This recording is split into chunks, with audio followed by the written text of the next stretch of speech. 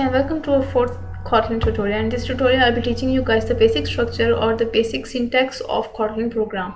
And in the previous videos, in the last two videos, we have been using this function, this Kotlin code to print hello world on the output screen. And in this video I'm going to tell you what these lines actually mean.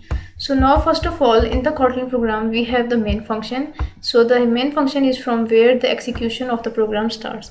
And to declare this or to define this main function, first of all we have the keyword fun, which tells the compiler that we are going to use the function, we are going to use any function.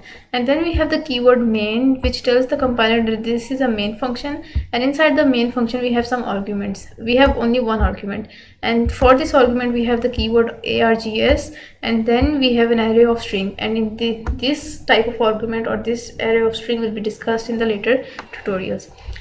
Now inside the body of the main function we have a print line function which prints this message or this string on the output stream and then generates a new line. Like in Java we had system.out.println, which prints the message and then generates a new line, and the cursor is placed on the next line of the output stream.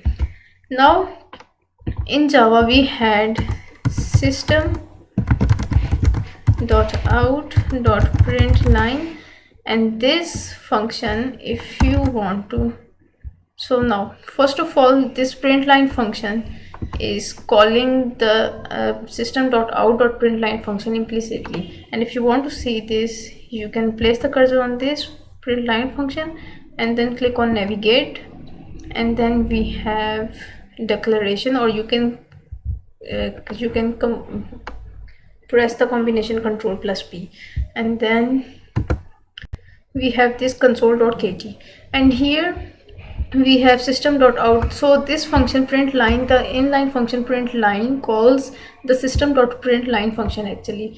So this is how we can work on Kotlin programs. Now in Java we had a class.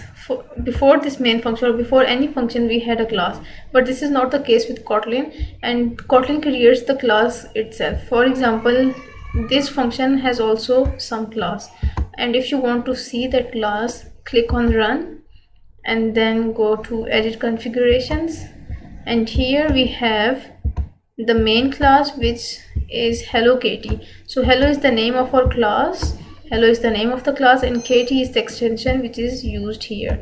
So hello kt is the main class. So thank you guys for watching the video, and I'll see you in the next tutorial.